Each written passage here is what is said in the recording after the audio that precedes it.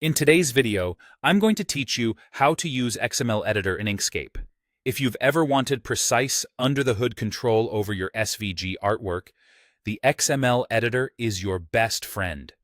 It lets you see and edit the exact structure and attributes that define every shape, group, and layer on your canvas. Start by launching Inkscape on your desktop.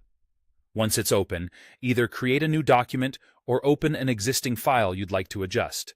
Any SVG will work.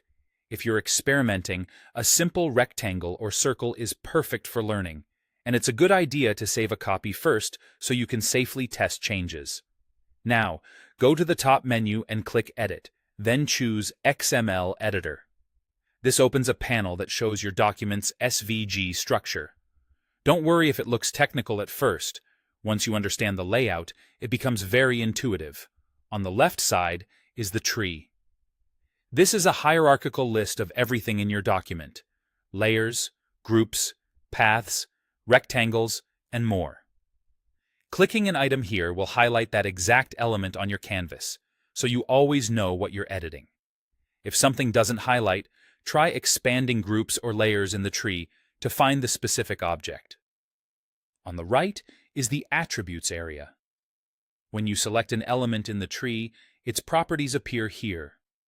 You'll commonly see ID for the element's name, style for fill and stroke settings, X and Y for position, width and height for size, and D for path data, if it's a path. Think of these as the raw settings that Inkscape uses behind the scenes. To edit an object, first select it directly on your canvas. You'll notice it also becomes selected in the XML tree, keeping the canvas and the XML view in sync. Next, in the Attributes column, click the property you want to change. Let's say height for a rectangle. Look to the small text box at the bottom of the panel and type your new value, for example, changing 100 to 250. Pay attention to units if you've used them elsewhere. Numbers without units will typically follow your document's default unit. To apply the change, press Ctrl+Enter or click the Set button. This part is important. If you don't confirm the change, it won't be saved to the element.